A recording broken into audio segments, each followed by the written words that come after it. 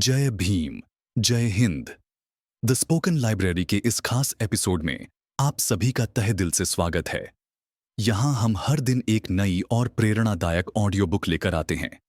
तो सब्सक्राइब कीजिए और सुनिए आज की यह खास कहानी। क्या आपने कभी सोचा है कि उस इंसान पर क्या बीतती होगी जो छुआछूत और भेदभाव से भरी दुनिया में जन्मा, लेकिन जिसने अपनी मेहनत, विद्या और संघर्ष से पूरी दुनिया को यह दिखा दिया कि कलम की ताकत तलवार की ताकत से भी ज्यादा ताकतवर होती है। क्या आपने कभी यह सोचा है कि एक इंसान जिसे समाज की सबसे निचली पायदान पर धकेल दिया गया हो, जिसे पानी पीने तक का अधिकार ना हो, जिसे स्कूल में बाकी बच्चों के साथ बैठने की इजाजत ना हो, वह इंसान कैसे अपनी लगन, मेहनत और ज्ञान की शक्ति से एक पूरे देश का भाग्य विधाता बन सकता है? कैसे वह करोड़ों लोगों की आवाज बन सकता है और एक ऐसे ग्रंथ की रचना कर सकता है जो आज भी हमारे देश की आत्मा है? आज की हमारी यह ऑडियो बुक एक ऐसे ही महापुरुष की कहानी है। यह कहानी है डॉ भीमराव रामजी अंबेडकर की, जिन्हें हम सब प्यार और सम्मान से बाबा साहेब कहते हैं। यह सिर्फ एक जीवनी नहीं है, यह एक संघर्ष की गाथा है। अपमान के घूंट पीकर अमृत जैसे विचार पैदा करने की कहानी है। और यह उस अटूट विश्वास की कहानी है कि ज्ञान ही सबसे अहम शक्ति है। दोस्तों, यह ऑडियो बुक काफी लंबी होने वाली है, क्योंकि बाबा साहेब का जीवन और उनके विचार किसी सागर से कम नहीं है। इसलिए हमारी आपसे गुजारिश है कि इस वीडियो को पहले ही कहीं शेयर कर लें या सेव कर लें, ताकि आप इसे अपनी सहूलियत के हिसाब से छोटे छोटे अंतराल लेकर आराम से सुन सकें और बाबा साहेब के जीवन के हर पहलू को गहराई से समझ सकें। तो चलिए साथ मिलकर शुरू करते हैं यह सफर और जानते हैं उस भीम की कहानी जो आगे चलकर भारत का भाग्य विधाता बना। अध्याय नंबर 1, अंधेरे में एक चिंगारी। एक ऐसी शुरुआत जिसने इतिहास की दिशा बदल दी। कल्पना कीजिए, एक छोटे से बच्चे की जिसकी आंखों में सपने तो हैं, लेकिन उसके चारों ओर समाज ने एक अदृश्य दीवार बना दी है। यह कहानी शुरू होती है 14 अप्रैल 1891 को मध्य प्रदेश के महू शहर में, जो उस समय एक फौजी छावनी हुआ करती थी। यही रामजी मालोजी सकपाल और भीमाबाई के घर उनकी 14वीं और आखिरी संतान ने जन्म लिया। नाम रखा गया भीमराव। उनका परिवार महाड़ जाति से था, जिसे उस समय की सामाजिक व्यवस्था में अछूत माना जाता था। यह एक ऐसा दंश था जिसे भीमराव को अपने जन्म के साथ ही सहना होता था। उनके पिता Ramji Sakpal British Indian army में सूबेदार थे। फौज में होने की वजह से उन्हें और उनके बच्चों को कुछ कुछ अध्ययन करने का मौका मिल गया, जो उस दौर में उनके समुदाय के लाखों लोगों के लिए एक सपने जैसा था। पिता ने हमेशा अपने बच्चों को अध्ययन करने के लिए प्रोत्साहित किया। वह जानते थे कि अगर इस सामाजिक दलदल से बाहर निकलने का कोई रास्ता है, तो वह सिर्फ और सिर्फ शिक्षा के गलियारों से होकर गुजरता है। भीमराव का बचपन आम बच्चों जैसा नहीं था। खेल कूद से ज्यादा उनका सामना उन सवालों से होता था जिनका जवाब किसी के पास नहीं था। मैं दूसरों से अलग क्यों हूं? मुझे बाकी बच्चों के साथ बैठने क्यों नहीं दिया जाता? मैं उस मटके से पानी क्यों नहीं पी सकता जिससे सब पीते हैं? यह सवाल उनके बाल मन पर हैमर की तरह चोट करते थे। स्कूल में उनका दाखिला तो हो गया, लेकिन यह भी किसी चुनौती से कम नहीं था। उन्हें क्लास के अंदर बाकी बच्चों के साथ बैठने की इजाजत नहीं थी। उन्हें दरवाजे के पास एक अलग बोरी पर बैठना होता था, जिसे भी उन्हें खुद ही घर से लाना और ले जाना होता था। सोचकर देखिए, वह ज्ञान का मंदिर, जहां सब बराबर होने चाहिए, वहीं पर उन्हें हर पल यह एहसास दिलाया जाता था कि वह बराबर नहीं है। शिक्षक उन पर ध्यान नहीं देते थे। कोई उनकी कॉपी किताब को छूता नहीं था। भय था कि कहीं वह अपवित्र ना हो जाए। प्यास लगने पर वह स्कूल के नल या मटके से खुद पानी नहीं ले सकते थे। कोई चपरासी अगर मेहरबानी करके ऊपर से पानी उनके अंजलि में डाल दे, तो ही उनकी प्यास बुझ सकती थी। जिस दिन चपरासी नहीं आता, उस दिन छोटे भीमराव को बिना पानी के ही पूरा दिन गुजारना होता था। यह सिर्फ पानी की प्यास नहीं थी, यह सम्मान की प्यास थी, बराबरी की प्यास थी, जो उनके अंदर दिन ब दिन अधिक होती जा रही थी। यह वह जख्म थे जो बाहर से नहीं दिखते थे, लेकिन आत्मा को छलनी कर रहे थे। ऐसी ही एक घटना ने उनके मन पर एक अमिट छाप छोड़ी। एक बार उन्हें अपने पिता से मिलने के लिए अपने भाइयों के साथ गोरेगांव जाना था। उनके पिता ने स्टेशन पर पैसे भिजवा दिए थे, लेकिन वह खुद नहीं आ पाए थे। स्टेशन मास्टर को जब उनकी जाति का पता चला, तो उसका व्यवहार एकदम परिवर्तित हो गया। कोई भी बैल वाहन वाला उन्हें अपने वाहन में बिठाने को तैयार नहीं था। बहुत मान मनोबल के बाद एक वाहन वाला इस शर्त पर तैयार हुआ कि वह किराया 2 गुना लेगा और वाहन भीमराव और उनके भाई खुद चलाएंगे। वाहन वाहन साथ में पैदल चलेगा। इस सफर में भी उन्हें कहीं पीने को पानी तक नहीं मिला।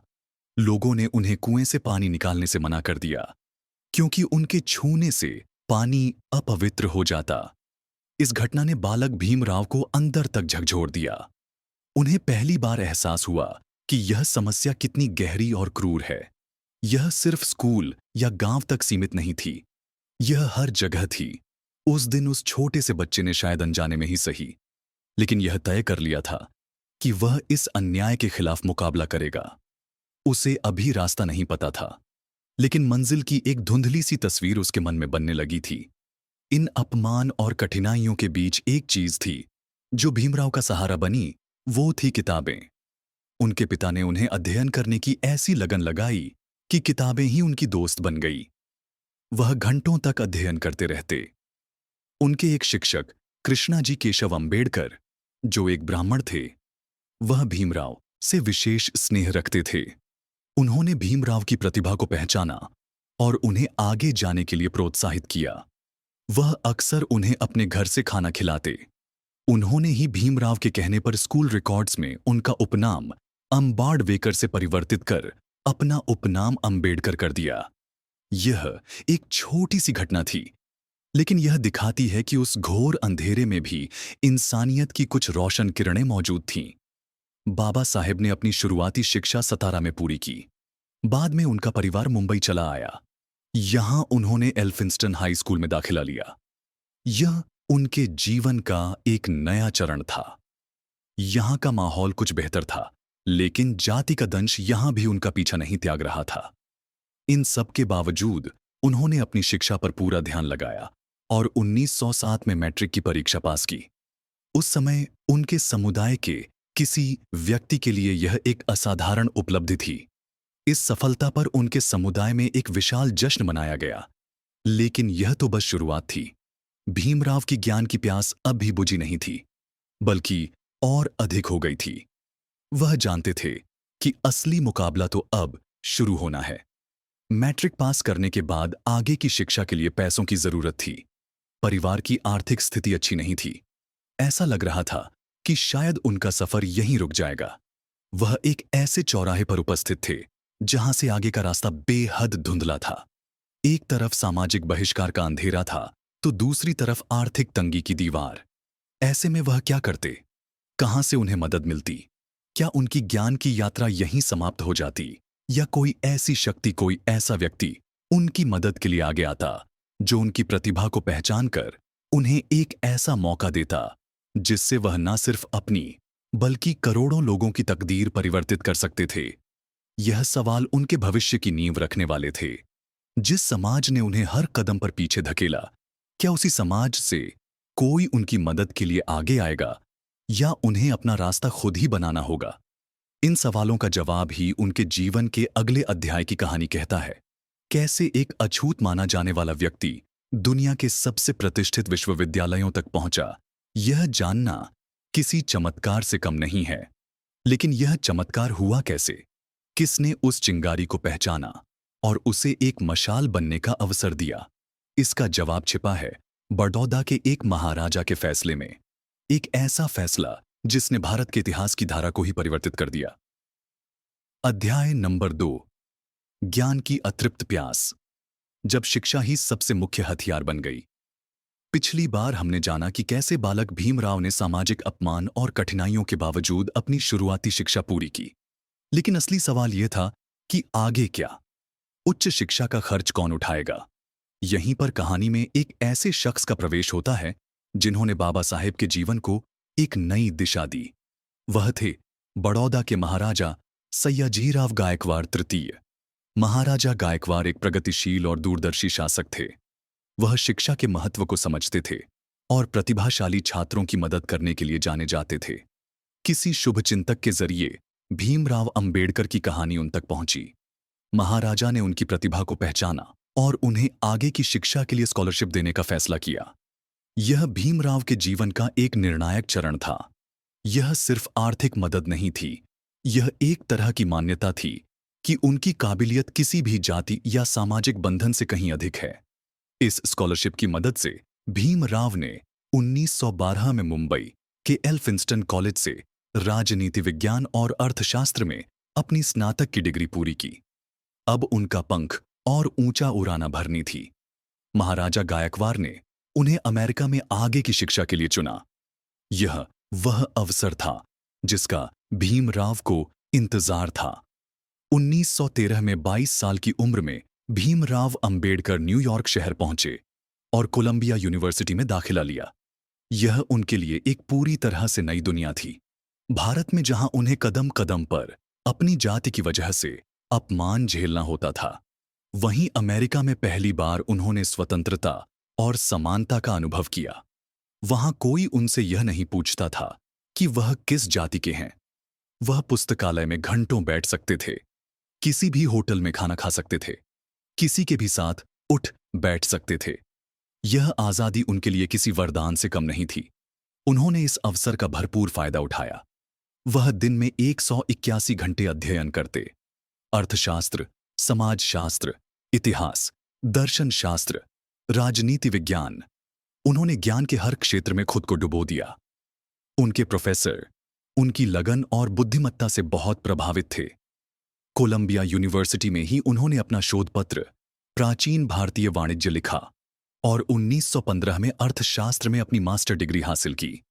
उनकी ज्ञान की प्यास अभी भी शांत नहीं हुई थी। उन्होंने अपने दूसरे शोध पत्र भारत का राष्ट्रीय लाभांश, एक ऐतिहासिक और विश्लेषणात्मक अध्ययन पर काम करना शुरू किया। इसी शोध के लिए बाद में उन्हें डॉक्टर ऑफ फिलॉसफी यानी PhD की उपाधि मिली।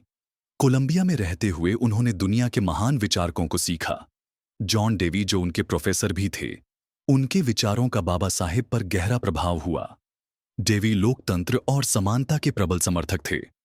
बाबा साहेब ने फ्रांसीसी क्रांति के 3 नारों स्वतंत्रता, समानता और बंधुत्व को अपने जीवन का मूल मंत्र बना लिया।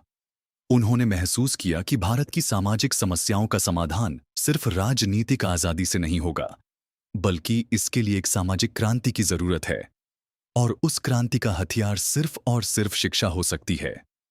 वह समझ गए थे कि जब तक समाज के सबसे निचले तबके के लोग शिक्षित नहीं होंगे, तब तक वह अपने अधिकारों के लिए संघर्ष नहीं कर सकते। कोलंबिया में अपनी शिक्षा पूरी करने के बाद वो 1916 में लंदन चले गए।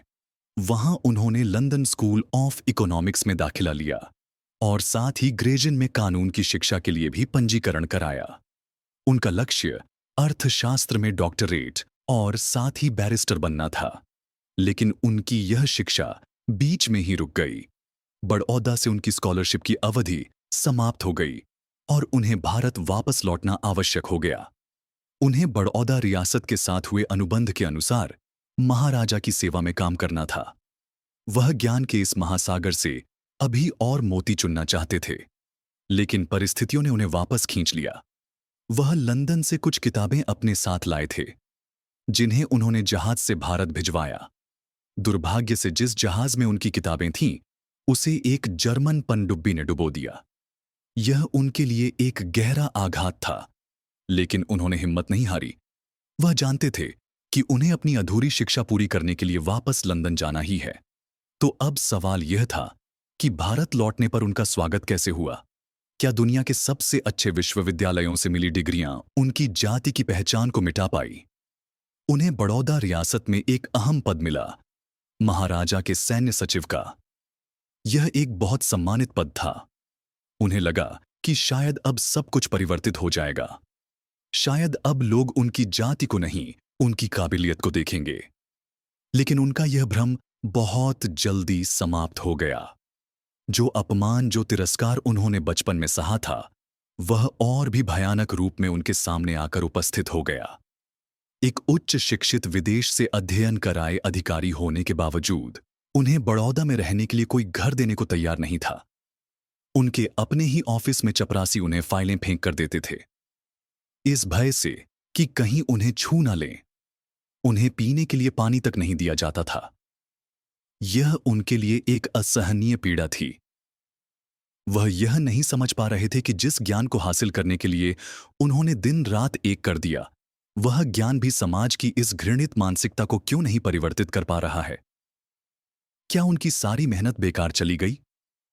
एक तरफ दुनिया की सबसे अच्छी डिग्रियां थीं और दूसरी तरफ एक ऐसा समाज जो उन्हें इंसान समझने को भी तैयार नहीं था। इस कड़वे सच का सामना करने के बाद बाबा साहेब ने क्या किया?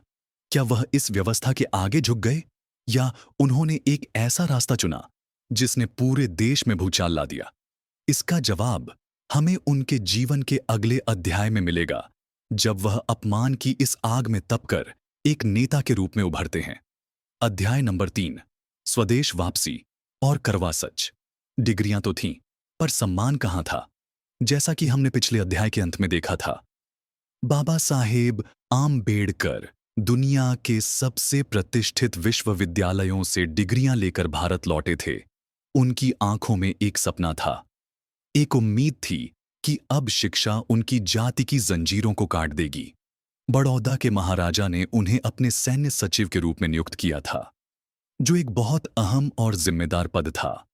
किसी भी आम इंसान के लिए यह एक सपने के सच होने जैसा होता, लेकिन बाबा साहेब के लिए यह एक नए और ज्यादा दर्दनाक इम्तिहान की शुरुआत थी। उन्हें लगा था कि कोलंबिया और लंदन की हवाओं ने उनके व्यक्तित्व में जो आत्मविश्वास भरा है, उसे भारत में सम्मान मिलेगा, लेकिन वह गलत थे। जाति का राक्षस उनके स्वागत के लिए बड़ौदा में पहले से ही उपस्थित था। नौकरी तो मिल गई, लेकिन रहने के लिए सिर पर छत नहीं मिली।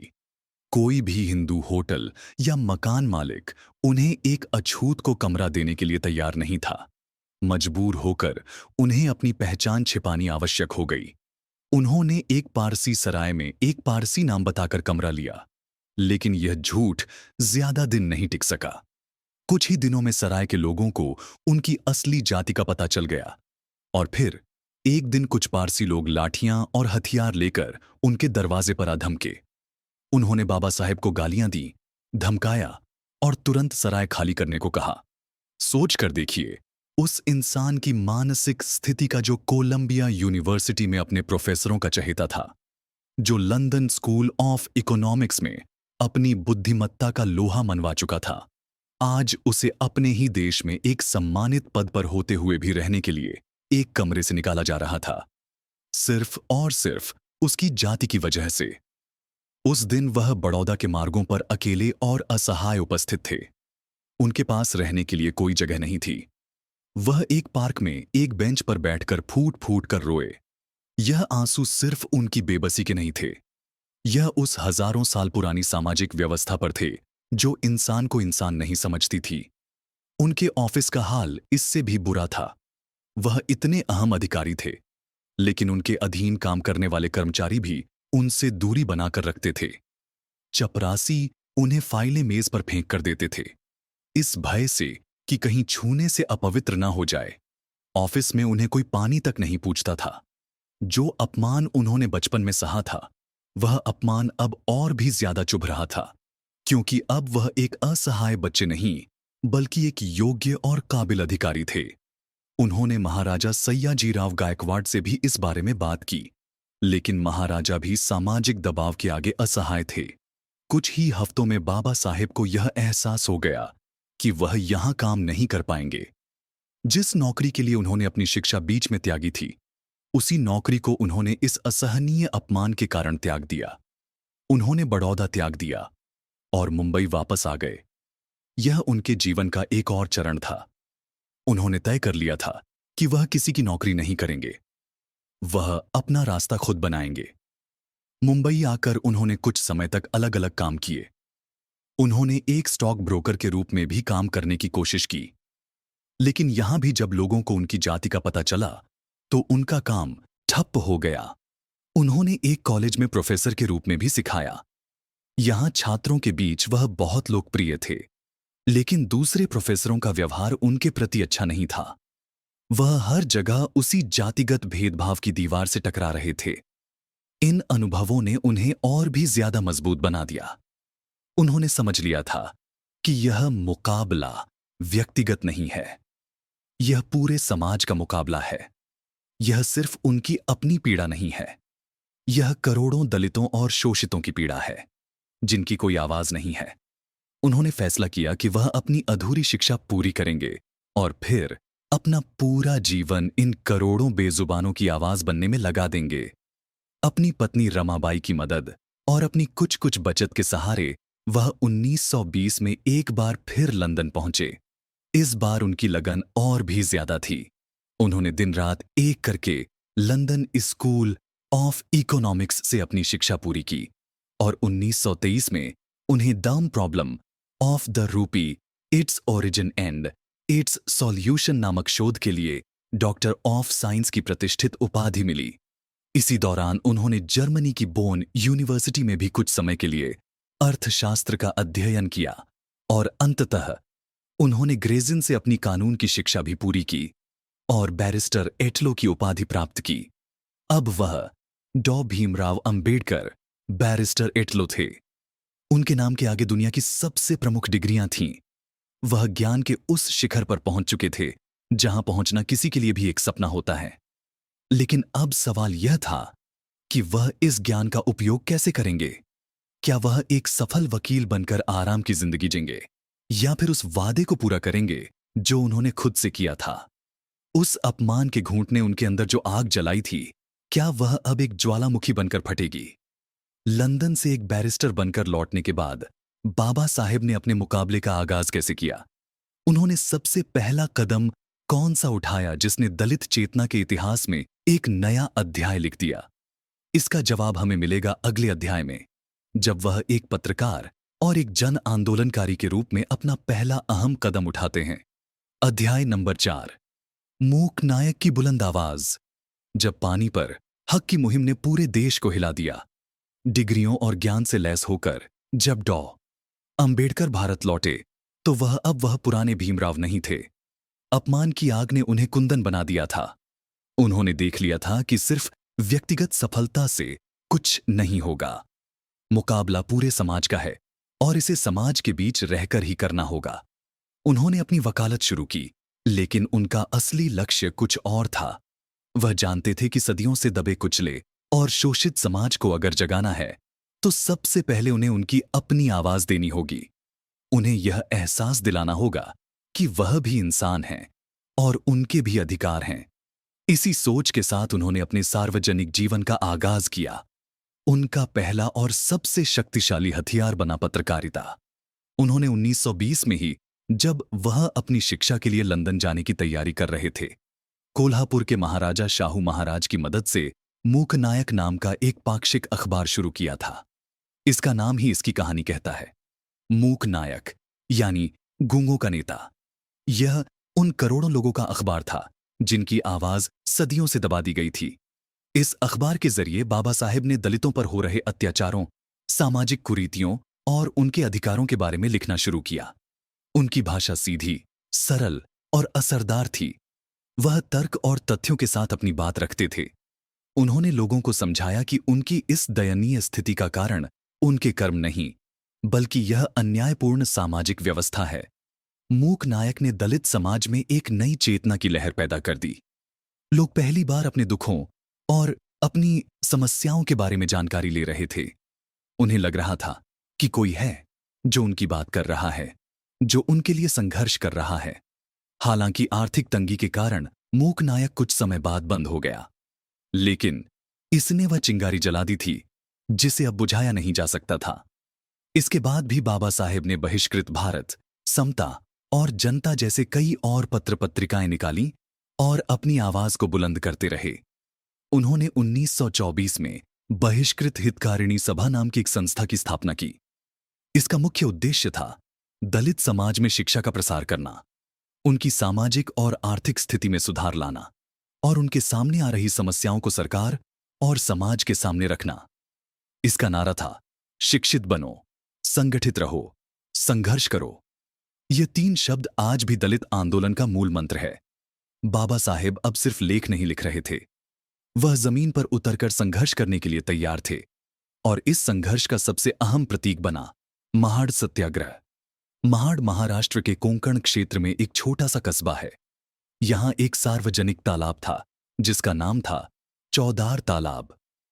कहने को तो यह सार्वजनिक था, लेकिन दलितों को इस तालाब से पानी लेने की मनाही थी। जबकि बॉम्बे लेजिस्लेटिव काउंसिल ने 1923 में ही एक प्रस्ताव पास कर दिया था कि सभी सार्वजनिक स्थानों का उपयोग हर कोई कर सकता है। लेकिन कागज पर बने कानून और जमीनी हकीकत में बहुत फर्क था। बाबा साहेब ने इस अन्याय के खिलाफ आवाज उठाने का फैसला किया। उन्होंने 20 मार्च 1927 को महाड़ में एक विशाल सम्मेलन का आयोजन किया। हजारों की संख्या में दलित स्त्री पुरुष वहां इकट्ठा हुए। बाबा साहेब ने अपने भाषण में लोगों में जोश भर दिया। उन्होंने कहा, हम यहां सिर्फ तालाब का पानी पीने नहीं आए हैं, हम यहां यह साबित करने आए हैं कि हम भी इंसान हैं। भाषण के बाद बाबा साहेब हजारों लोगों के जुलूस का नेतृत्व करते हुए चौदार तालाब की ओर आगे गए। वह आगे गए और उन्होंने तालाब से पानी पीकर सदियों पुरानी उस रूढ़िवादी परंपरा को समाप्त कर दिया। उनके पीछे पीछे हजारों लोगों ने उस तालाब का पानी पिया। सिर्फ पानी पीने की घटना नहीं थी, यह मानवाधिकारों की घोषणा थी। यह दलितों के आत्मसम्मान के मुकाबले का शंखनाद था। इस घटना से पूरे इलाके के सवर्णों में हड़कंप मच गया। उन्हें लगा कि उनका धर्म भ्रष्ट हो गया है। उन्होंने सत्याग्रहियों पर हमला कर दिया। कई लोग घायल हुए। बाद में उन्होंने गाय के गोबर और गोमूत्र से तालाब का शुद्धिकरण भी किया। इस प्रतिक्रिया ने बाबा साहेब को और भी ज्यादा दृढ़ बना दिया। उन्होंने उसी साल दिसंबर में फिर से महाड़ में एक सत्याग्रह करने का ऐलान किया। इस बार उनका इरादा मनुस्मृति को जलाने का था।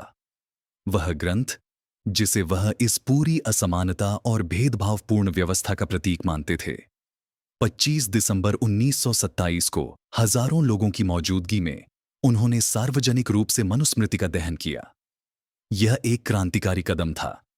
उन्होंने सीधे सीधे उस वैचारिक आधार पर हमला किया था जिस पर यह पूरी जाति व्यवस्था टिकी हुई थी। महाड़ सत्याग्रह ने बाबा साहेब अंबेडकर को दलितों के एक निर्विवाद नेता के रूप में स्थापित कर दिया।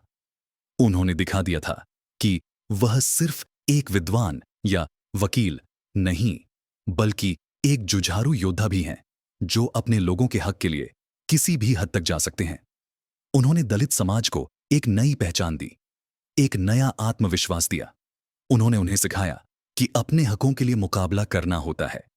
वह भीख में नहीं मिलते, लेकिन यह मुकाबला अभी बहुत लंबा था। महाड़ तो बस एक झांकी थी। असली वैचारिक और राजनीतिक मुकाबला तो अभी बाकी था। और यह मुकाबला उन्हें लंदन की गोलमेज परिषदों तक ले गया, जहां उनकी टक्कर उस समय के सबसे अहम भारतीय नेता महात्मा गांधी से होने वाली थी। क्यों और किन मुद्दों पर बाबा साहेब और गांधी जी के बीच गहरे मतभेद पैदा हुए?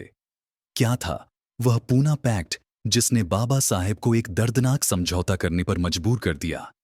इसका जवाब हमें मिलेगा अगले अध्याय में, जब भारत के दो महापुरुष अपने अपने लोगों के भविष्य के लिए आमने सामने आते हैं। अध्याय नंबर 5, अधिकारों के शिल्पकार। जब दो महापुरुषों की सोच आमने सामने आई, महाड़ सत्याग्रह ने बाबा साहेब अंबेडकर को राष्ट्रीय पटल पर एक ऐसी आवाज के रूप में स्थापित कर दिया था जिसे अब नजरअंदाज नहीं किया जा सकता था। ब्रिटिश सरकार भी भारत में संवैधानिक सुधारों की प्रक्रिया शुरू कर रही थी और वह समाज के हर वर्ग को इस प्रक्रिया में शामिल करना चाहती थी। इसी सिलसिले में लंदन में गोलमेज सम्मेलनों का आयोजन किया गया, जिसमें भारत के भविष्य पर चर्चा करने के लिए विभिन्न भारतीय नेताओं और प्रतिनिधियों को बुलाया गया। बाबा साहेब को इन सम्मेलनों में दलितों, या जैसा कि तब कहा जाता था, डिप्रेस्ड क्लासेस के प्रतिनिधि के रूप में आमंत्रित किया गया। यह उनके लिए एक बहुत अहम अवसर था। अब वह अपने मुकाबले को भारत की गलियों से उठाकर सीधे ब्रिटिश साम्राज्य के केंद्र में ले जा सकते थे। उन्होंने इन सम्मेलनों के लिए जबरदस्त तैयारी की। उन्होंने एंकरों, तथ्यों और तर्कों के साथ एक मजबूत केस तैयार किया कि क्यों दलितों को सिर्फ सहानुभूति नहीं, बल्कि ठोस राजनीतिक अधिकार चाहिए। पहली गोलमेज सम्मेलन 1930 में हुई। यहां बाबा साहेब ने अपनी बात को इतने जोरदार और तार्किक ढंग से रखा कि सब उनसे प्रभावित हुए। उन्होंने साफ साफ कहा कि दलितों की समस्या सिर्फ एक सामाजिक समस्या नहीं है, यह एक राजनीतिक समस्या है। उन्होंने कहा कि दलितों को स्वराज से भी ज्यादा अपने सामाजिक और राजनीतिक अधिकारों की चिंता है। उन्होंने ब्रिटिश सरकार और भारतीय नेताओं के सामने यह मांग रखी कि भविष्य के किसी भी संविधान में दलितों के लिए अलग निर्वाचन क्षेत्र यानी सेपरेट इलेक्टोरेट्स की व्यवस्था होनी चाहिए।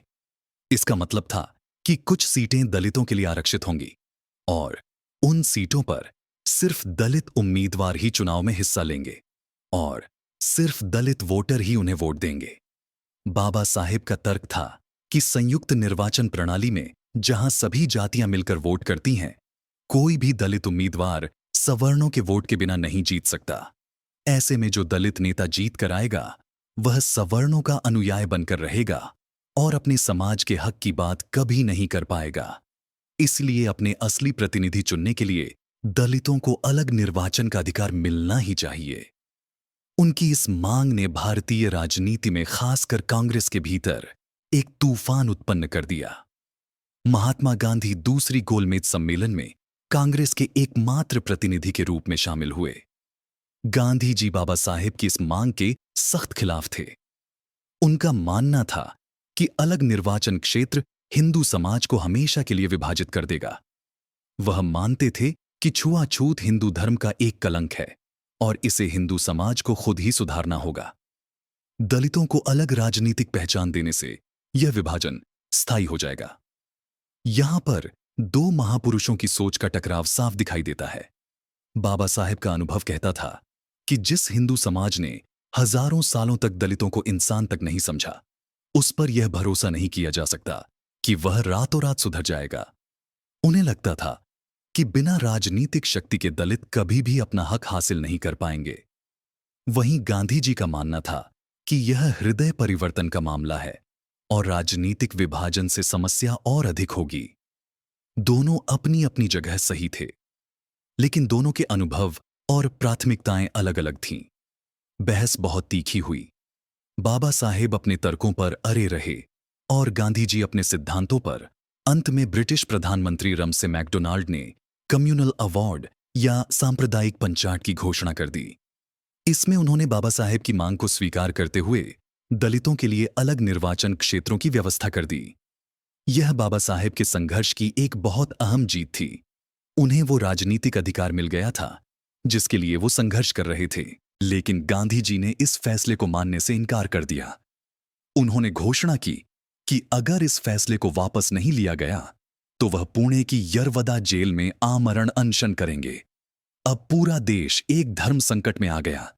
एक तरफ बाबा साहेब और उनके करोड़ों अनुयायियों के राजनीतिक अधिकार थे, तो दूसरी तरफ महात्मा गांधी का जीवन दांव पर लगा था। पूरे देश का दबाव बाबा साहेब पर आ गया। उन्हें खलनायक के रूप में प्रस्तुत किया जाने लगा, एक ऐसा व्यक्ति जो गांधी जी की जान लेना चाहता है। उनके ऊपर अपने लोगों के हक को त्यागने का भारी दबाव बनाया गया। यह बाबा साहेब के जीवन के सबसे कठिन दिन थे। वह एक ऐसे दोराहे पर उपस्थित थे जहां एक रास्ता चुनना लगभग नामुमकिन था। अगर वह अपनी जिद पर अड़े रहते और गांधी जी को कुछ हो जाता तो पूरे देश में दलितों के खिलाफ हिंसा धधक सकती थी, जिसका अंदाजा लगाना भी मुश्किल था। और अगर वह झुक जाते तो वह अपने लोगों के राजनीतिक अधिकारों की बलि दे देते, जिसके लिए उन्होंने इतना संघर्ष किया था। अंत में भारी मन से उन्होंने गांधी जी की जान बचाने का फैसला किया। वह पुणे की यरवदा जेल में गांधी जी से मिलने गए। वहां कई दिनों की बातचीत और मान मनोबल के बाद एक समझौता हुआ जिसे इतिहास में पूना पैक्ट के नाम से जाना जाता है। इस समझौते के तहत बाबा साहेब ने अलग निर्वाचन क्षेत्र की मांग त्याग दी। इसके बदले में दलितों के लिए प्रांतीय विधान मंडलों में आरक्षित सीटों की संख्या 71 से अधिक करके 148 कर दी गई और केंद्रीय विधान मंडल में भी 18% सीटें आरक्षित की गईं। लेकिन इन सीटों पर चुनाव संयुक्त निर्वाचन प्रणाली के तहत ही होना था। बाबा साहेब ने इस समझौते पर हस्ताक्षर तो कर दिए, लेकिन वह इससे खुश नहीं थे। उन्होंने एक तरह से अपने सबसे मुख्य हथियार का त्याग कर दिया था। उन्हें लगा कि उन्होंने अपने लोगों के साथ धोखा किया है। पूना पैक्ट उनके लिए एक राजनीतिक हार थी, एक दर्दनाक समझौता था। इस घटना ने उनके मन पर गहरा असर किया। उन्हें यह एहसास हो गया कि हिंदू धर्म की सामाजिक संरचना के भीतर रहकर दलितों को कभी भी सच्चा सम्मान और बराबरी का हक नहीं मिल सकता। इस अनुभव ने उनके मन में एक ऐसे बीज को बो दिया जो आगे चलकर एक बहुत विशाल घोषणा के रूप में सामने आया। एक ऐसी घोषणा जिसने पूरे भारत को चौंका दिया। पूना पैक्ट की इस हार ने बाबा साहेब को किस नए और क्रांतिकारी रास्ते पर चलने के लिए मजबूर किया। उन्होंने कौन सा ऐसा फैसला लिया जिसके बारे में किसी ने सोचा भी नहीं था? इसका जवाब हमें मिलेगा अगले अध्याय में, जब बाबा साहेब एक ऐसी घोषणा करते हैं जो भारतीय सामाजिक इतिहास की सबसे अहम घटनाओं में से एक मानी जाती है। अध्याय नंबर 6, धर्म परिवर्तन की महाघोषणा। मैं हिंदू उत्पन्न हुआ था, पर हिंदू मरूंगा नहीं। पूना पैक्ट बाबा साहेब अंबेडकर के लिए सिर्फ एक राजनीतिक समझौता नहीं था, यह एक गहरा जख्म था। इसने उन्हें यह सोचने पर मजबूर कर दिया कि क्या हिंदू समाज के भीतर रहकर दलितों के लिए सम्मान और समानता का कोई रास्ता है भी या नहीं। उन्होंने महाट सत्याग्रह करके देख लिया, मंदिर प्रवेश के आंदोलन करके देख लिए, राजनीतिक अधिकारों के लिए संघर्ष करके देख लिया, लेकिन हर बार उन्हें जाति की उस दीवार से टकराकर लौटना होता था जो हजारों सालों से उपस्थित थी। उन्हें यह एहसास होने लगा था कि इस धर्म की संरचना में ही कुछ ऐसी अव्यवस्था है जो समानता को स्वीकार ही नहीं कर सकती। उनकी नजर में हिंदू धर्म का आधार ही वर्ण व्यवस्था और जाति प्रथा पर टिका है, जो स्वाभाविक रूप से असमानता पैदा करता है। वह इस नतीजे पर पहुंचे कि जब तक दलित इस धार्मिक व्यवस्था का हिस्सा बने रहेंगे, तब तक उन्हें अछूत और नीच ही माना जाता रहेगा, चाहे वह कितने भी शिक्षित हो जाएं या आर्थिक रूप से कितने भी संपन्न हो जाएं। इसी मंथन और पीड़ा के बीच से एक ऐतिहासिक घोषणा का जन्म हुआ। साल था 1935 और जगह थी नासिक के पास येवला। यहां दलितों का एक विशाल सम्मेलन आयोजित किया गया था। हजारों की भीड़ अपने नेता को सुनने के लिए जमा थी। उस दिन उस मंच से बाबा साहेब ने जो कहा, उसने पूरे देश में टहलका मचा दिया। उन्होंने एक दृढ़ और गूंजती हुई आवाज में कहा, मैंने यह फैसला किया है कि मैं एक हिंदू के रूप में नहीं मरूंगा। दुर्भाग्य से मैं एक अछूत हिंदू के रूप में उत्पन्न हुआ। यह मेरे वश में नहीं था, लेकिन एक हिंदू के रूप में मरना मेरे वश में है। और मैं आपको विश्वास दिलाता हूं कि मैं एक हिंदू के रूप में हरगिज नहीं मरूंगा। यह सिर्फ शब्द नहीं थे, यह एक क्रांति का ऐलान था।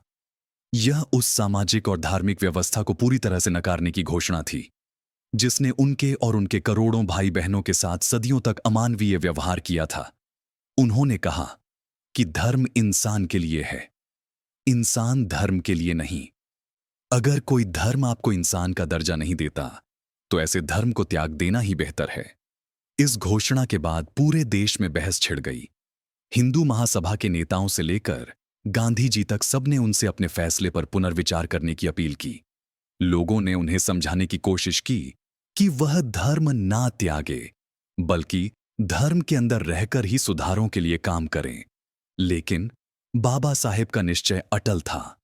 उन्होंने कहा कि उन्होंने हिंदू धर्म में सुधार की हर संभव कोशिश करके देख ली है, लेकिन यह सवर्ण हिंदुओं के दिल और दिमाग को परिवर्तित करने में नाकाम रही है। अब सिर्फ एक ही रास्ता बचा है, और वह है इस धर्म का पूरी तरह से त्याग कर देना। इस घोषणा के बाद कई धर्मों के प्रतिनिधियों ने उनसे संपर्क साधना शुरू कर दिया। इस्लाम और ईसाई मिशनरियों ने उन्हें अपने धर्म में शामिल होने के लिए विशाल प्रलोभन दिए। उन्हें बताया गया कि अगर वह अपने लाखों अनुयायियों के साथ इस्लाम या ईसाई धर्म अपना लेते हैं, तो उन्हें हर तरह की मदद और सुरक्षा दी जाएगी।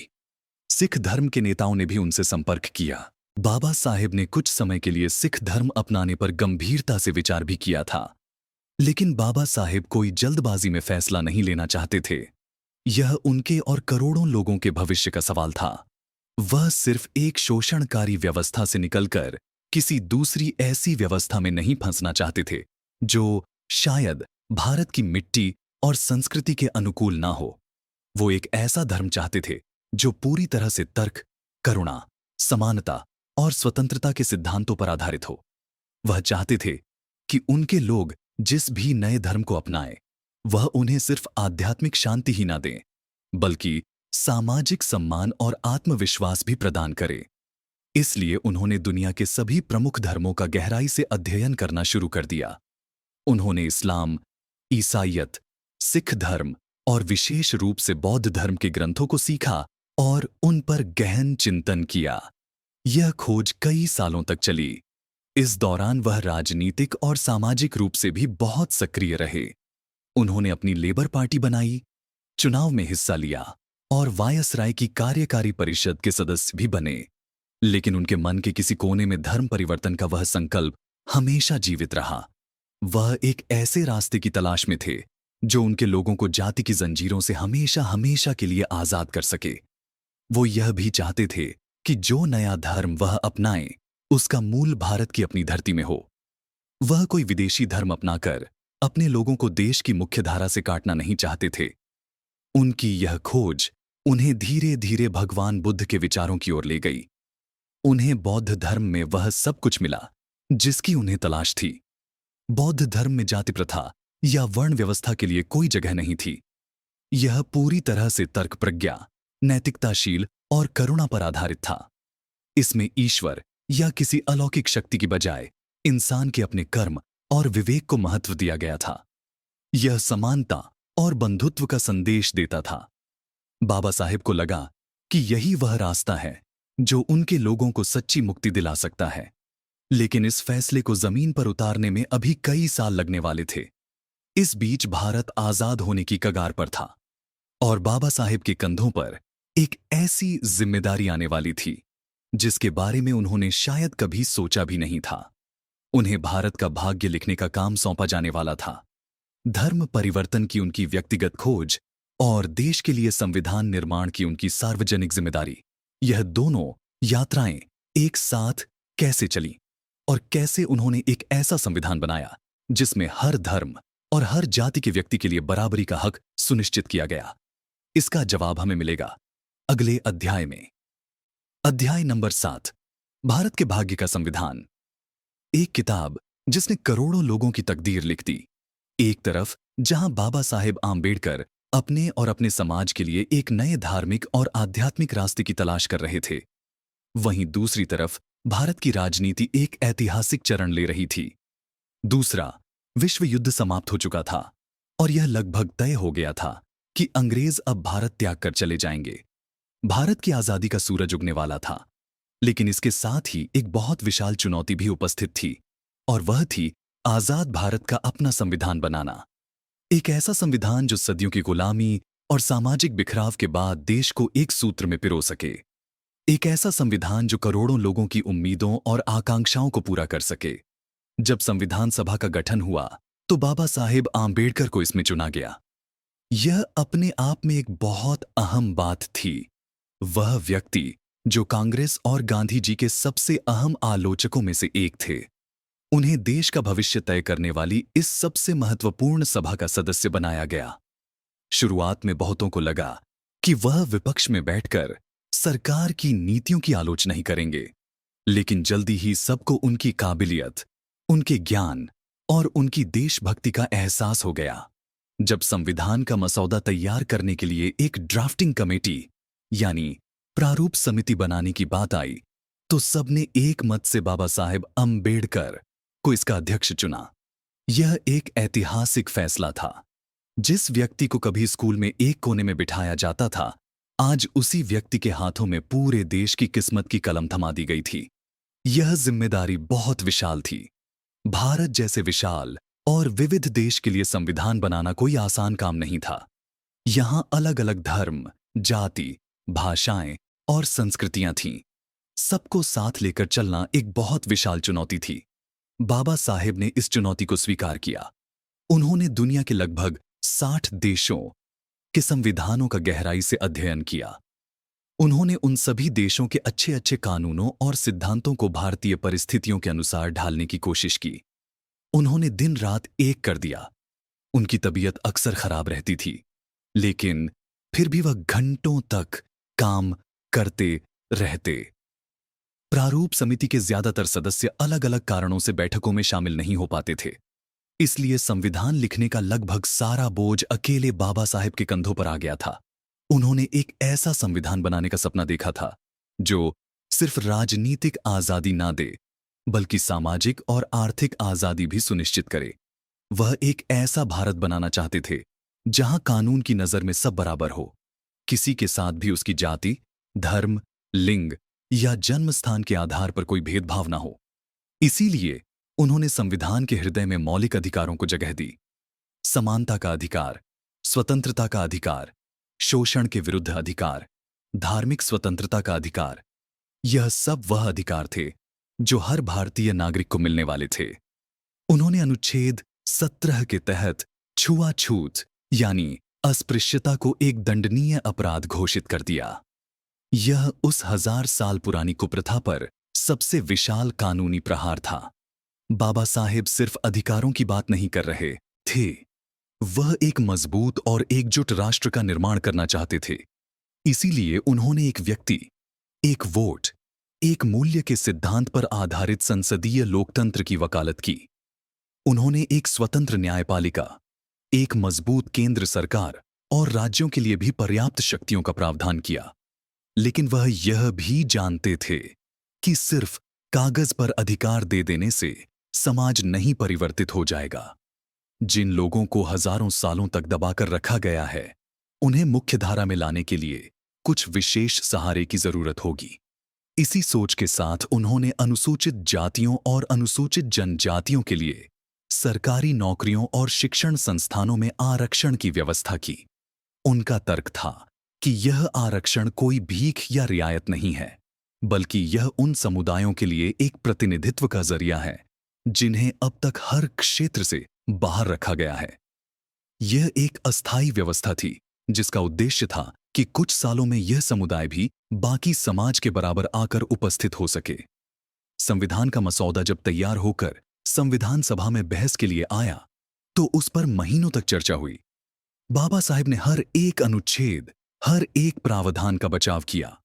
उन्होंने हर सवाल का, हर आलोचना का इतने तर्क और धैर्य से जवाब दिया कि उनके विरोधी भी उनकी विद्वत्ता के कायल हो गए। अंततः 26 नवंबर 1949 को संविधान सभा ने भारत के संविधान को अपनाया। यह एक ऐतिहासिक दिन था। उस दिन संविधान सभा में अपने अंतिम भाषण में बाबा साहेब ने एक चेतावनी भी दी। उन्होंने कहा, 26 जनवरी 1950 को हम एक विरोधाभासी जीवन में प्रवेश करने जा रहे हैं। राजनीति में हमारे पास समानता होगी और सामाजिक और आर्थिक जीवन में हमारे पास असमानता होगी। राजनीति में हम एक व्यक्ति, एक वोट और एक वोट, एक मूल्य के सिद्धांत को मानेंगे, लेकिन हमारे सामाजिक और आर्थिक ढांचे के कारण हम अपने सामाजिक और आर्थिक जीवन में एक व्यक्ति, एक मूल्य के सिद्धांत को नकारते रहेंगे। हमें इस विरोधाभास को जल्द से जल्द खत्म करना होगा, वरना जो लोग इस असमानता से प्रताड़ित हैं, वे इस राजनीतिक लोकतंत्र के ढांचे को ध्वस्त कर देंगे जिसे इस सभा ने इतनी मेहनत से बनाया है। ये शब्द आज भी उतने ही प्रासंगिक हैं। बाबा साहेब ने दुनिया का सबसे बेहतरीन संविधान तो बना दिया था, लेकिन वह यह भी जानते थे कि असली चुनौती इस संविधान की आत्मा को जमीन पर उतारने की है। संविधान लागू होने के बाद वह भारत के पहले कानून मंत्री बने। अब उनके सामने अगली चुनौती थी संविधान में दिए गए सिद्धांतों, खासकर सामाजिक समानता के सिद्धांत को कानूनी रूप देने की। इसी कोशिश में उन्होंने एक ऐसे बिल का मसौदा तैयार किया जिसने भारतीय समाज में एक और विशाल भूचाल ला दिया।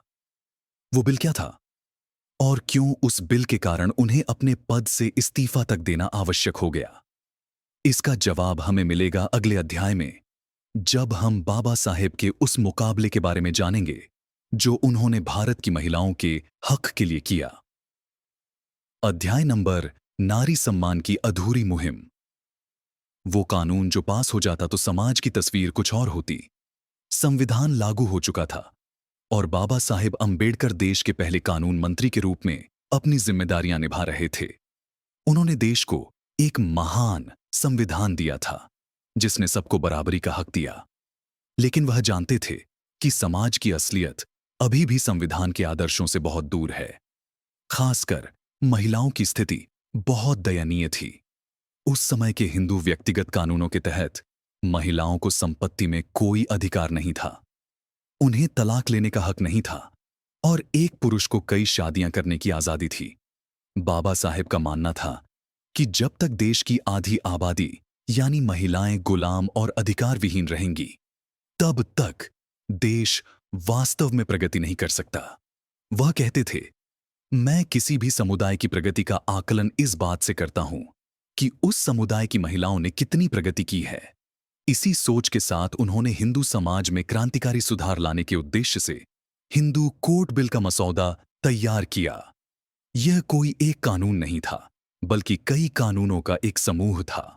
इस बिल का उद्देश्य था हिंदू समाज के व्यक्तिगत मामलों जैसे कि विवाह, तलाक, उत्तराधिकार संपत्ति का बंटवारा और गोद लेने जैसे मुद्दों को एक आधुनिक और समान कानूनी ढांचे में लाना। इस बिल में ऐसे प्रावधान थे जो उस समय के लिए किसी क्रांति से कम नहीं थे। पहली बार यह बिल महिलाओं को अपने पिता और पति की संपत्ति में बराबर का हिस्सेदार बना रहा था। यह महिलाओं को क्रूरता, परित्याग या लालाज बीमारी जैसे आधारों पर तलाक लेने का अधिकार दे रहा था। इसने एक पुरुष के एक से ज्यादा पत्नियां रखने की प्रथा यानी बहुविवाह को अवैध बनाने का प्रस्ताव रखा। इसने अंतरजातीय विवाहों को कानूनी मान्यता दी और गोद लेने के नियमों को सरल और ज्यादा लैंगिक रूप से समान बनाया। संक्षेप में यह बिल हिंदू महिलाओं को पुरुषों के बराबर लाकर उपस्थित कर रहा था। यह उन्हें वह सम्मान और अधिकार दे रहा था जिसकी वह हजारों सालों से हकदार थी। बाबा साहेब ने इस बिल को तैयार करने में अपनी पूरी जान लगा दी थी। उन्होंने इसे संसद में पेश किया और इसके पक्ष में जोरदार तर्क दी।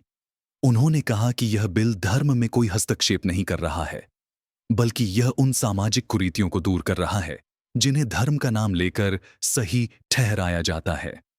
उन्होंने कहा कि यह बिल समानता और न्याय के उन सिद्धांतों पर आधारित है जिन्हें हमने अपने संविधान में अपनाया है। लेकिन जैसे ही यह बिल संसद में पेश हुआ, पूरे देश में खासकर रूढ़िवादी और परंपरावादी हिंदुओं के बीच एक भूचाल आ गया। संसद के अंदर और बाहर इस बिल का जबरदस्त विरोध शुरू हो गया। कई अहम नेता, यहां तक कि कांग्रेस पार्टी के कई सदस्य और तत्कालीन राष्ट्रपति डॉक्टर राजेंद्र प्रसाद भी इस बिल के खिलाफ थे। उनका तर्क था कि यह बिल हिंदू धर्म, संस्कृति और परंपराओं पर हमला है। उन्होंने कहा कि सरकार को लोगों के व्यक्तिगत और धार्मिक मामलों में दखल देने का कोई हक नहीं है। विरोध इतना ज्यादा था कि मार्गों पर प्रदर्शन होने लगे। बाबा साहेब को हिंदू धर्म का दुश्मन कहा जाने लगा। उनके पुतले जलाए गए। यह एक अजीब विडंबना थी। जो व्यक्ति कुछ साल पहले देश का संविधान लिखकर आधुनिक मनु कहलाया था, आज उसी व्यक्ति को हिंदू समाज का विनाशक बताया जा रहा था। बाबा साहेब ने संसद में घंटों तक बहस की। उन्होंने हर एक आपत्ति का तर्कपूर्ण जवाब दिया, लेकिन विरोध की आवाजें बहुत तेज थीं। प्रधानमंत्री जवाहरलाल नेहरू सैद्धांतिक रूप से तो बिल के पक्ष में थे, लेकिन वह भी इस भारी विरोध के आगे दबाव में आ गए। उन्हें लगा कि अगर इस समय इस बिल को पास करने की कोशिश की गई तो आने वाले पहले आम चुनाव में कांग्रेस को इसका नुकसान हो सकता है। सरकार ने बिल को टालने का फैसला किया। यह बाबा साहेब के लिए एक बहुत गहरा आघात था। उन्हें लगा कि जिस सरकार के वह सदस्य हैं, वही सरकार सामाजिक सुधार के अपने सबसे अहम वादे से पीछे हट रही है। उन्हें यह देखकर बहुत दुख हुआ कि जो लोग संविधान बनाते समय समानता और न्याय की अहम बातें कर रहे थे, वही लोग अब उन सिद्धांतों को अमल में लाने से भयभीत थे। उनके लिए यह सिर्फ एक बिल की हार नहीं थी, यह उस उम्मीद की हार थी कि कानून के जरिए समाज को परिवर्तित किया जा सकता है। उन्होंने महसूस किया कि उनका कानून मंत्री बने रहने का अब कोई मतलब नहीं है। अगर वह महिलाओं को, जो समाज का सबसे शोषित वर्ग है, उनके अधिकार ही नहीं दिला सकते, तो इस पद पर रहने का क्या फायदा। अंत में इसी मुद्दे पर अपनी गहरी निराशा और असहमति व्यक्त करते हुए बाबा साहेब अंबेडकर ने सितंबर 1991 में केंद्रीय मंत्रिमंडल से अपने कानून मंत्री के पद से इस्तीफा दे दिया। यह एक बहुत विशाल त्याग था। उन्होंने सत्ता को ठोकर मार दी, लेकिन अपने सिद्धांतों से समझौता नहीं किया। हालांकि बाद के सालों में नेहरू सरकार ने हिंदू कोर्ट बिल के अलग अलग हिस्सों को कई खंडों में, जैसे हिंदू विवाह अधिनियम, हिंदू उत्तराधिकार अधिनियम आदि के रूप में पारित किया। लेकिन उस समय उसका एक साथ पारित न हो पाना बाबा साहेब के लिए एक गहरी पीड़ा का कारण बना। इस घटना ने उन्हें एक बार फिर यह सोचने पर मजबूर कर दिया कि क्या राजनीतिक व्यवस्था के जरिए सामाजिक सुधार लाना संभव है।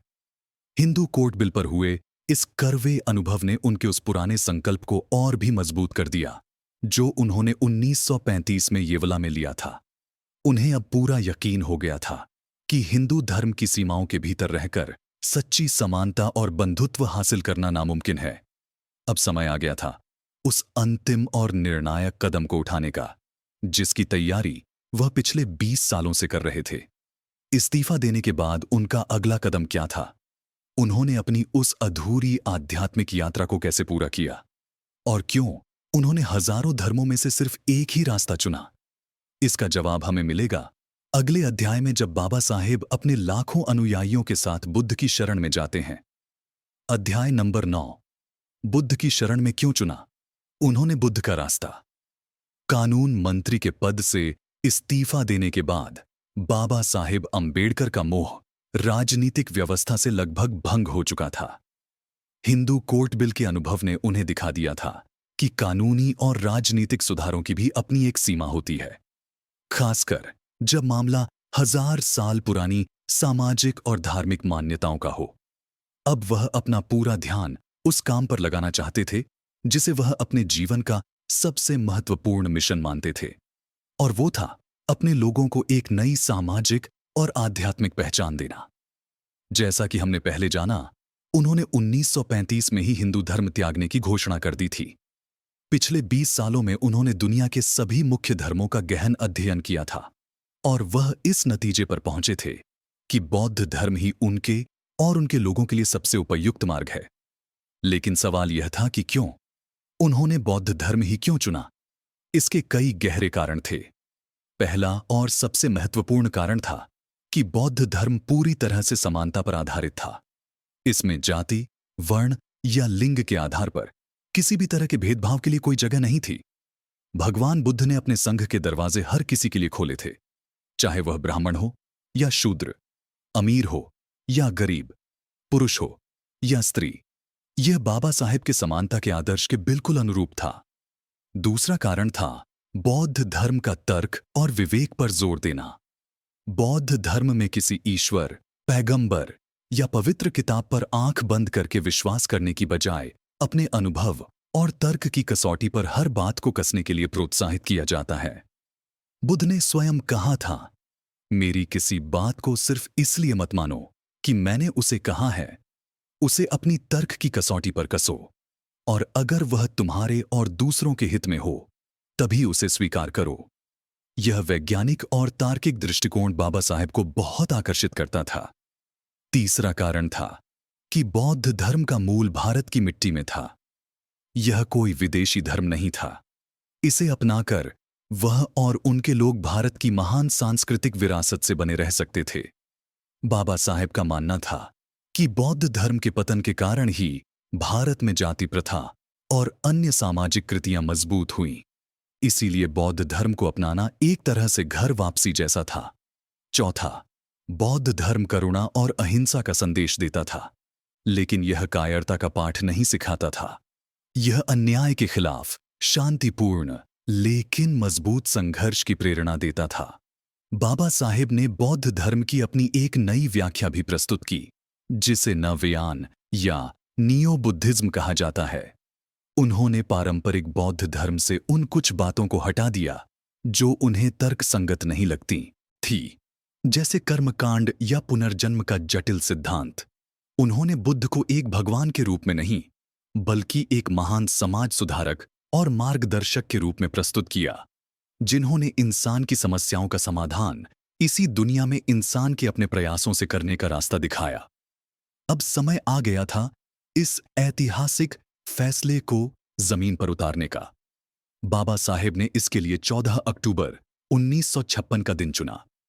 यह दिन अशोक विजयादशमी का था, जिस दिन सम्राट अशोक ने कलिंग युद्ध के बाद हिंसा का रास्ता त्याग कर बौद्ध धर्म अपनाया था। उन्होंने जगह के रूप में नागपुर को चुना। नागपुर को चुनने के पीछे भी एक प्रतीकात्मक कारण था।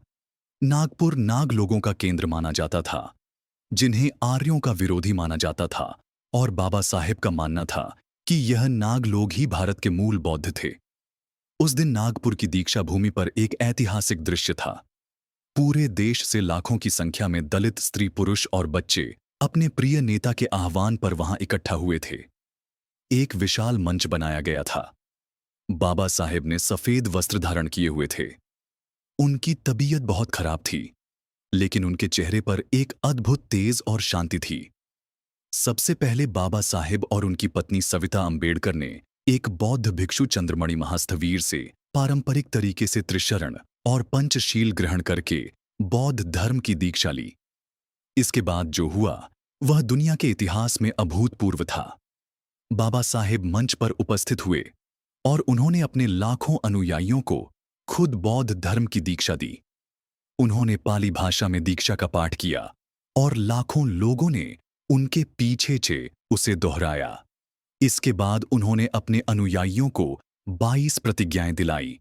यह 22 प्रतिज्ञाएं सिर्फ बौद्ध धर्म अपनाने की घोषणा नहीं थी, बल्कि यह हिंदू धर्म की मान्यताओं और कर्मकांडों का पूरी तरह से त्याग करने का संकल्प थी।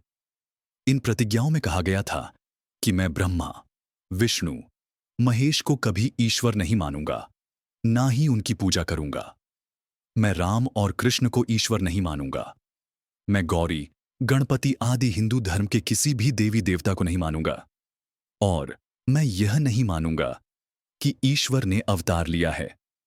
यह प्रतिज्ञाएं उस सामाजिक और धार्मिक व्यवस्था से पूरी तरह नाता समाप्त करने का ऐलान थी, जिसे वह अपने लोगों के शोषण का कारण मानते थे। उस दिन बाबा साहेब ने अपने लोगों को गुलामी की जंजीरों से मुक्त करके एक नई पहचान दी, एक नया आत्मविश्वास दिया। उन्होंने उन्हें एक ऐसा धर्म दिया जो उन्हें समानता और सम्मान का दर्जा देता था। यह उनके जीवन भर के संघर्ष का चरमोत्कर्ष था। उन्होंने वह कर दिखाया था जो उन्होंने 30 साल पहले कहा था, मैं हिंदू उत्पन्न हुआ था, पर हिंदू मरूंगा नहीं। लेकिन तकदीर को शायद कुछ और ही मंजूर था। इस ऐतिहासिक धर्म परिवर्तन के महज 1.5 महीने बाद ही 6 दिसंबर 1956 को दिल्ली में अपने निवास पर नींद में ही उनका महापरिनिर्वाण हो गया। उन्होंने अपने लोगों को एक नया रास्ता तो दिखा दिया था, लेकिन उस रास्ते पर बहुत दूर तक उनका साथ नहीं चल पाए। उनकी मृत्यु देश के लिए, खासकर उनके करोड़ अनुयायियों के लिए एक बहुत गहरा आघात थी। लेकिन क्या उनकी मृत्यु के साथ उनका मिशन भी समाप्त हो गया? वह अपने पीछे कौन सी विरासत त्याग कर गए और उनके विचार आज के भारत के लिए कितने प्रासंगिक हैं? इन सवालों के जवाब हमें मिलेंगे इस ऑडियो बुक के अंतिम अध्याय में, जब हम बाबा साहेब की उस कभी ना बुझने वाली ज्वाला के बारे में बात करेंगे। अध्याय नंबर 10, जोत जो कभी बुझी नहीं। बाबा साहेब का वह सपना जो आज भी जिंदा है। 6 दिसंबर 1956 की सुबह जब यह खबर आई कि बाबा साहेब आंबेडकर अब नहीं रहे, तो करोड़ों लोगों के लिए जैसे आसमान ही समाप्त हो गया। उनका वह मसीहा जिसने उन्हें बोलना सिखाया, संघर्ष करना सिखाया और सम्मान से जीना सिखाया, वह उन्हें हमेशा के लिए त्याग कर चला गया था। दिल्ली से उनका पार्थिव शरीर मुंबई लाया गया, जहां दादर की चौपाटी पर, जिसे आज हम चैत्य भूमि के नाम से जानते हैं, उनका अंतिम संस्कार किया गया। उनकी अंतिम यात्रा में लाखों लोगों का जनसूह उमड़ गया था। हर आंख नम थी, हर दिल में एक खालीपन था।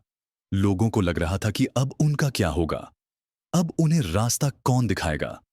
लेकिन बाबा साहेब सिर्फ एक व्यक्ति नहीं थे, वह एक विचार थे, एक आंदोलन थे, और विचार कभी नहीं मरते।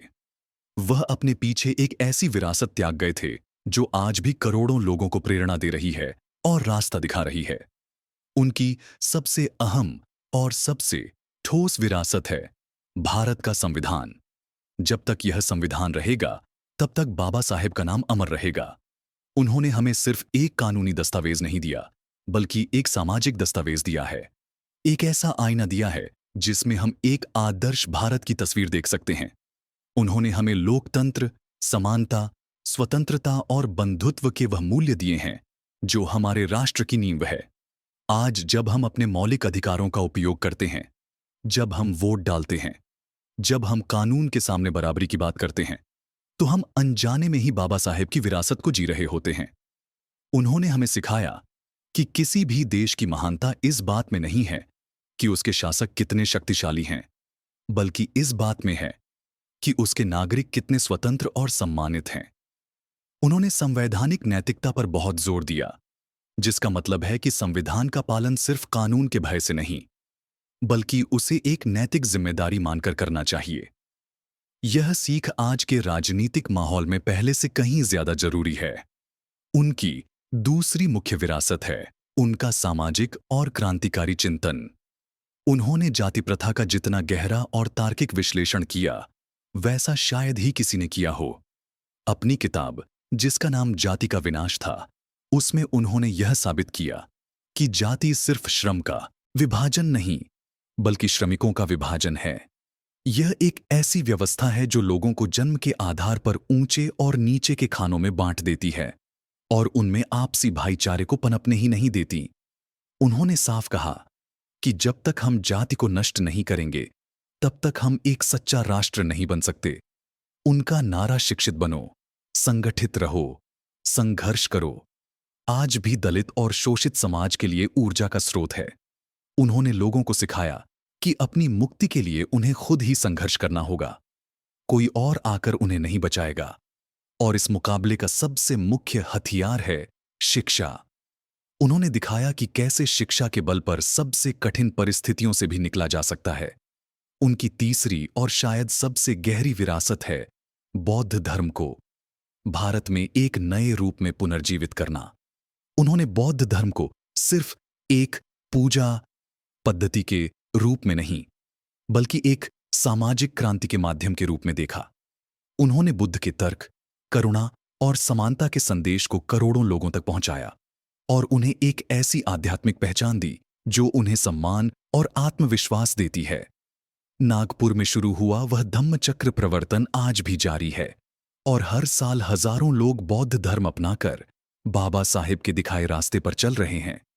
उनकी अंतिम और अधूरी रह गई किताब, जिसका नाम बुद्ध और उनका धम्म था, आज नवयान बौद्धों के लिए एक पवित्र ग्रंथ की तरह है। यह किताब दिखाती है कि वह धर्म को किस वैज्ञानिक और मानवतावादी दृष्टि से देखते थे। बाबा साहेब का जीवन अपने आप में एक प्रेरणा है। यह कहानी है कि कैसे अदम्य इच्छा शक्ति, ज्ञान की प्यास और अपने समाज के प्रति गहरी करुणा के बल पर एक व्यक्ति इतिहास की धारा को परिवर्तित कर सकता है। उन्होंने हमें सिखाया कि परिस्थितियां कितनी भी खराब क्यों ना हो, हमें कभी हार नहीं माननी चाहिए। उन्होंने हमें अन्याय के खिलाफ आवाज उठाना सिखाया, भले ही हमें अकेले ही क्यों ना उपस्थित रहना हो। आज जब हम अपने चारों ओर देखते हैं, तो पाते हैं कि बाबा साहेब के विचार पहले से कहीं ज्यादा प्रासंगिक हैं। सामाजिक समानता का मुकाबला अभी भी जारी है। महिलाओं के अधिकारों का संघर्ष अभी भी चल रहा है। संवैधानिक मूल्यों की रक्षा की चुनौती आज भी हमारे सामने है। बाबा साहेब का सपना एक ऐसे भारत का था जो पूरी तरह से जाति मुक्त हो, जहां कोई ऊंच नीच ना हो और जहां हर व्यक्ति को अपनी पूरी क्षमता का विकास करने का अवसर मिले। यह सपना अब भी पूरी तरह से साकार नहीं हुआ है। इस सपने को पूरा करने की जिम्मेदारी हम सबकी है। बाबा साहेब ने तो अपनी ज्योत जला दी है, अब यह हम पर है कि हम उस ज्योत को बुझने ना दें, बल्कि उसकी रोशनी को और आगे फैलाएं। उनका जीवन हमें यह विश्वास दिलाता है कि अंधेरा कितना भी घना क्यों ना हो, ज्ञान और संघर्ष का एक छोटा सा दिया भी उसे भेदने की शक्ति रखता है। निष्कर्ष तो दोस्तों, यह थी कहानी डॉ भीमराव रामजी अंबेडकर की, एक ऐसे महानायक की कहानी जिसने अपना पूरा जीवन ज्ञान की साधना और सामाजिक न्याय के संघर्ष में लगा दिया। हमने उनके जीवन के सफर को देखा, एक ऐसे बच्चे से जिसे स्कूल में पानी पीने तक का हक नहीं था, से लेकर भारत का संविधान निर्माता और करोड़ों लोगों के मुक्तिदाता बनने तक का सफर। हमने देखा कि कैसे उन्होंने अपमान के हर घूंट को पिया, और उसे अपनी शक्ति बनाया। उन्होंने हमें सिखाया कि असली शक्ति डिग्रियों में नहीं, बल्कि उस ज्ञान में है जो हमें सवाल करना सिखाता है, जो हमें अन्याय के खिलाफ उपस्थित होना सिखाता है और जो हमें एक बेहतर इंसान और एक बेहतर समाज बनाने की प्रेरणा देता है। बाबा साहेब के जीवन से हमें कई महत्वपूर्ण बातें सीखने को मिलती हैं।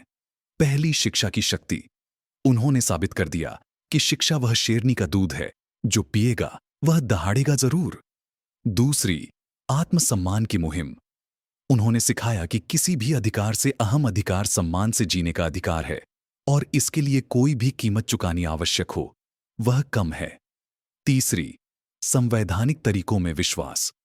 उन्होंने हिंसा या अराजकता का रास्ता कभी नहीं चुना, बल्कि हमेशा कानून और संविधान के दायरे में रहकर अपना मुकाबला किया। और चौथी और सबसे जरूरी बात, बंधुत्व यानी भाईचारे की भावना। उनका अंतिम लक्ष्य एक ऐसा समाज बनाना था जहां हम सब अपनी जाति और धर्म की पहचान से ऊपर उठकर सिर्फ भारतीय होने पर गर्व करें और एक दूसरे के साथ भाईचारे से रहें। बाबा साहेब का जीवन हमें यह याद दिलाता है कि मुकाबला अभी खत्म नहीं हुआ है। उनका सपना अभी अधूरा है। जब तक इस देश में किसी भी व्यक्ति के साथ उसकी जाति के कारण भेदभाव होता है, जब तक हमारी महिलाओं को उनके पूरे अधिकार नहीं मिल जाते, जब तक गरीब और शोषित को न्याय के लिए भटकना होता है, तब तक बाबा साहेब के विचार प्रासंगिक रहेंगे और हमें रास्ता दिखाते रहेंगे। इस ऑडियो बुक को पूरा सुनने के लिए आपका बहुत बहुत आभार। हम उम्मीद करते हैं कि बाबा साहेब के जीवन और विचारों ने आपको भी प्रेरित किया होगा। आपको बाबा साहेब की कौन सी बात सबसे ज्यादा प्रेरणा देती है, हमें नीचे कमेंट्स में जरूर बताइएगा। अगर आपको हमारी यह कोशिश पसंद आई हो तो कृपया इस वीडियो को लाइक करें और इसे अपने दोस्तों और परिवार के साथ शेयर करें, ताकि बाबा साहेब का यह संदेश ज्यादा से ज्यादा लोगों तक पहुंच सके। और हां, अगर आप भविष्य में भी ऐसी ही ज्ञानवर्धक और प्रेरणादायक ऑडियो बुक्स सुनना चाहते हैं तो हमारे चैनल द स्पोकन लाइब्रेरी को सब्सक्राइब करना ना भूलें। मिलते हैं अगली ऑडियो बुक में। जय भीम, जय भारत।